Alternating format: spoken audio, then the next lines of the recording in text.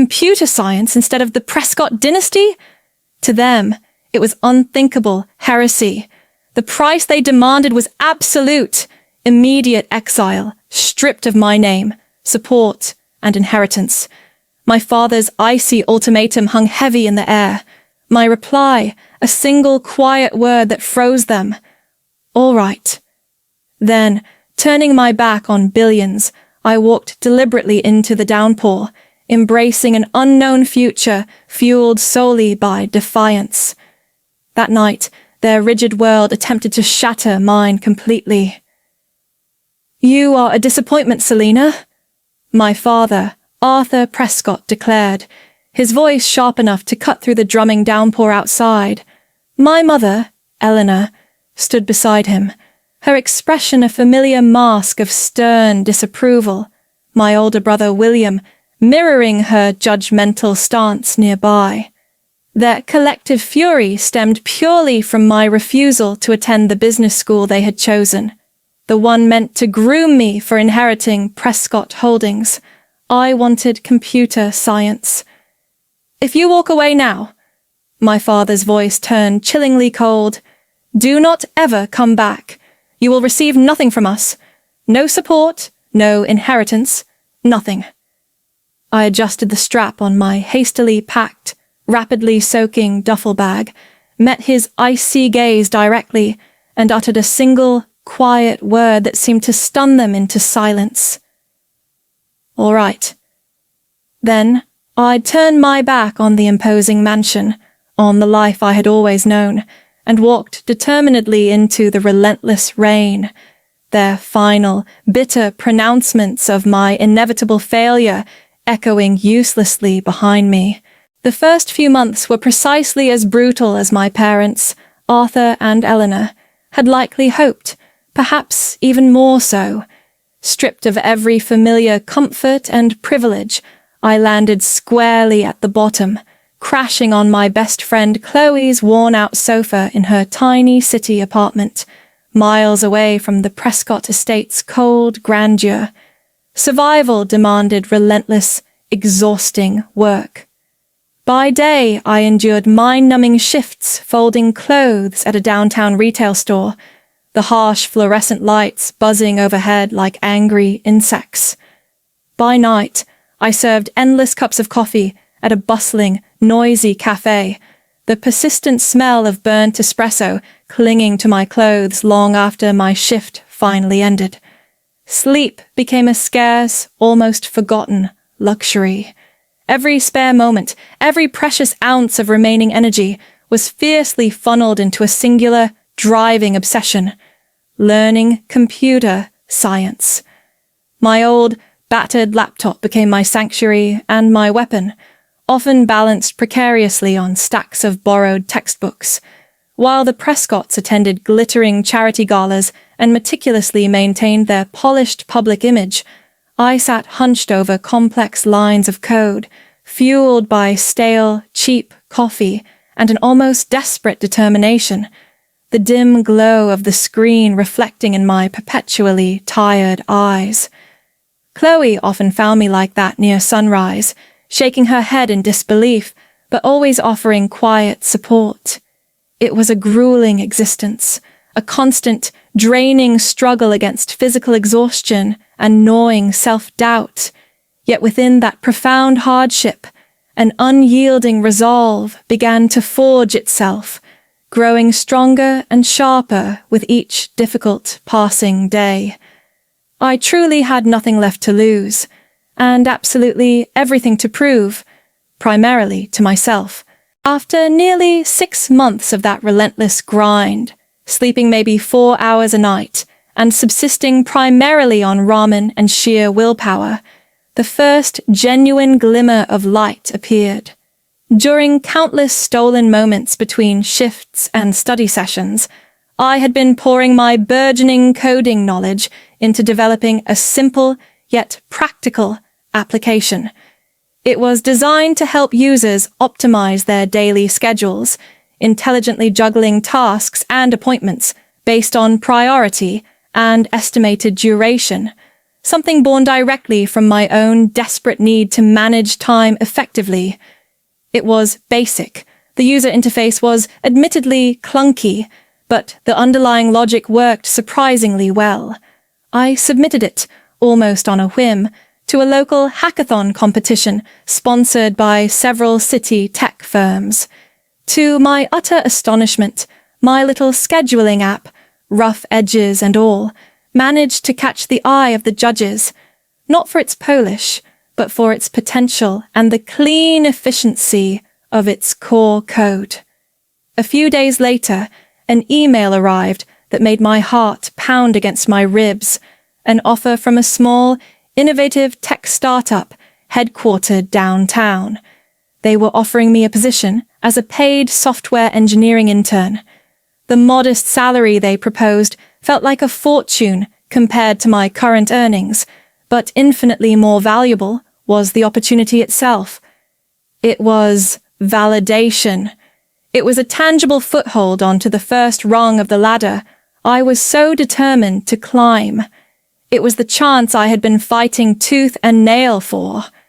I accepted the offer without a single moment of hesitation, feeling the first real surge of hope since that dreadful rainy night. That internship was the crucial launching pad I desperately needed. I absorbed information like a sponge, worked with relentless dedication, and quickly proved my value, transitioning from the initial intern role to a full-time software engineer position within the growing startup. My performance and drive did not go unnoticed. After approximately 18 months of demonstrating consistent results and leadership potential, I accepted a more significant opportunity, securing a position as a lead developer at a larger, more established technology firm located in the city's burgeoning tech corridor. The environment there was significantly more demanding, the projects far more complex, involving larger teams and higher stakes, but I thrived on the increased challenge, constantly pushing the boundaries of my skills and knowledge. It was during this intense period, while grappling firsthand with the pervasive inefficiencies I observed in how large organizations managed multifaceted projects and interpreted vast datasets, that the core concept began to truly crystallize in my mind. I envisioned an integrated platform, powered by sophisticated artificial intelligence, that could not only radically streamline project management workflows, but also extract deep, predictive, actionable insights from complex business data. This was the nascent seed of what would eventually blossom into Apex Digital Solutions. With a stable and growing income, I finally achieved a significant personal milestone, moving out of Chloe's cramped apartment and into my own small studio downtown. It was modest, sparsely furnished, but it represented my hard-won independence.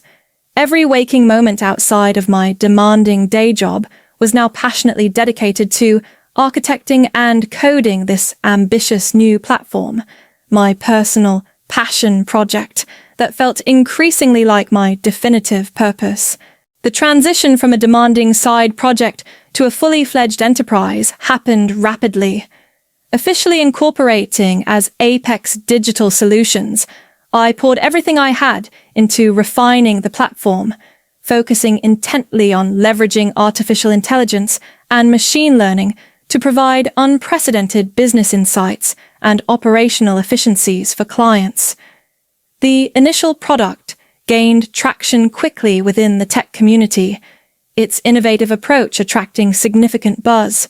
Soon, the venture capital firms began calling, intrigued by the disruptive potential of our technology. I approached these negotiations with a newfound confidence, armed not just with cutting-edge software, but with a deep understanding of my creation's intrinsic value. The first round of funding valued Apex Digital Solutions at an impressive $30 million, a figure that felt almost surreal. However, propelled by rapid user adoption and demonstrable results for our early clients, that valuation more than tripled within the following year as we secured further investment and expanded our capabilities. Suddenly, I was the CEO of a rapidly scaling tech unicorn. Success brought changes. I moved into a sleek penthouse apartment overlooking the city's glittering tech district, though my lifestyle remained relatively modest, prioritizing reinvestment into the company. We secured prime office space, reflecting our growing stature. Crucially, I brought Chloe on board as my chief operating officer. Her unwavering support during those bleak early days, combined with her natural organizational acumen, made her the perfect partner to navigate Apex's explosive growth. As our annual revenues soared towards $600 million, I never forgot the feeling of standing drenched and alone in the rain, that memory serving as a constant anchor against the potentially disorienting tide of immense success. Life at Apex Digital Solutions was a whirlwind of innovation and strategic growth. We were constantly scanning the horizon, actively looking for potential acquisitions or partnerships to enhance our cutting-edge platform. It was during one such routine industry analysis, reviewing potential targets in related manufacturing sectors, that a familiar, almost forgotten name surfaced on my screen: Prescott Holdings. Curiosity mingled with a strange, almost clinical detachment as I began investigating their recent performance metrics. While Apex had relentlessly embraced the future, pioneering AI-driven solutions, my family's company had remained stubbornly anchored in the past, actively resisting the digital transformation, reshaping the entire industrial landscape. The publicly available financial reports painted a grim, undeniable picture of decline. Their traditional market share was eroding rapidly, quarterly profits were in freefall, and their once proud stock price had collapsed catastrophically, plummeting from a respectable $90 per share down to a miserable $15. They were hemorrhaging money at an alarming rate. Digging deeper into their debt structure and operating costs, I estimated they urgently needed at least $8 million, probably more, just to stay solvent long enough to even consider the painful modernization efforts they had arrogantly dismissed for years. As I sat there, absorbing the stark reality of their self-inflicted predicament, my phone vibrated sharply on the polished glass desk. The caller ID displayed a number I had not seen in 7 long, isolating years, yet one my memory would never erase. My father's number. I let it ring, each chime echoing the harsh finality of his words from that rainy night. Ring 1, ring 2, ring 3. On the 4th ring, steeling myself, I finally answered. "Hello," I said, keeping my voice deliberately level and cool. Arthur. The Prescott Holdings headquarters looked exactly the same, an imposing monument to a bygone industrial era, its granite facade unchanged in 7 years.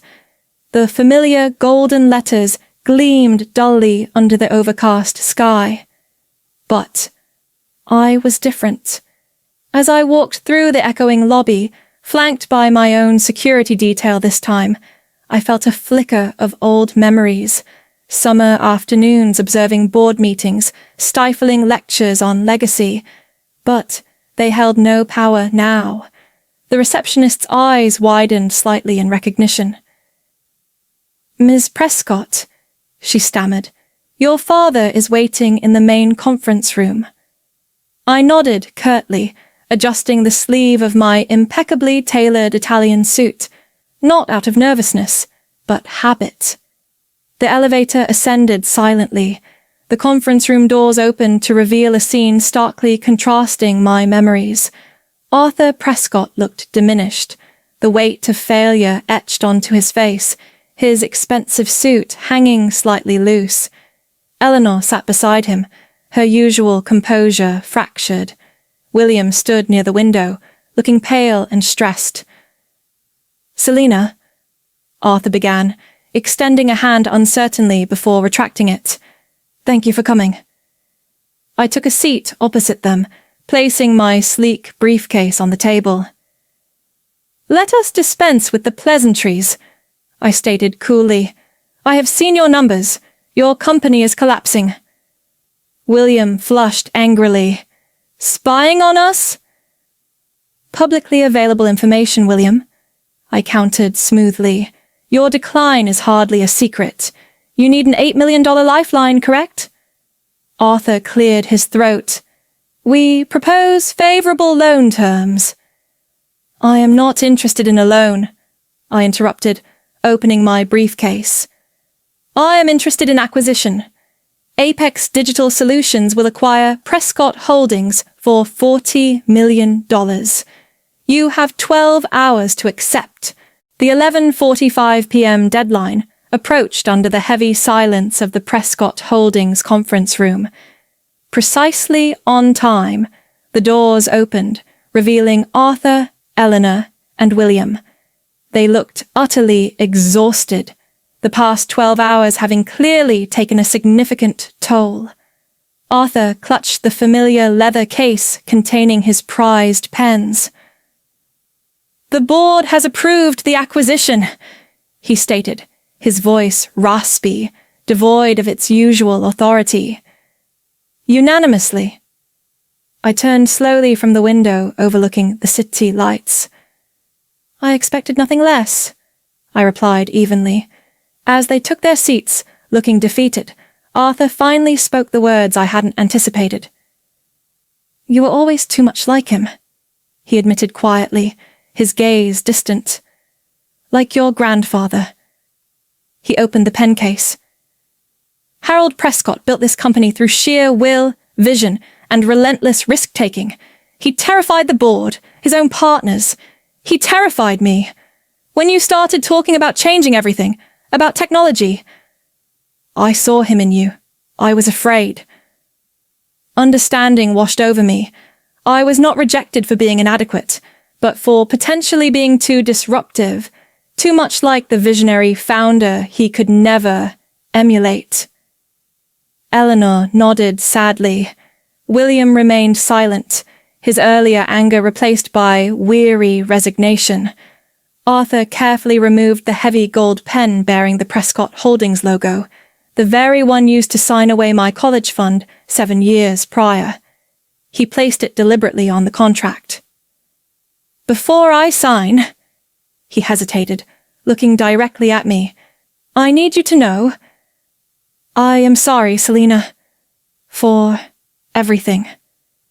He then pressed the pen to the paper, the scratching sound echoing loudly in the tense room as he signed away his legacy.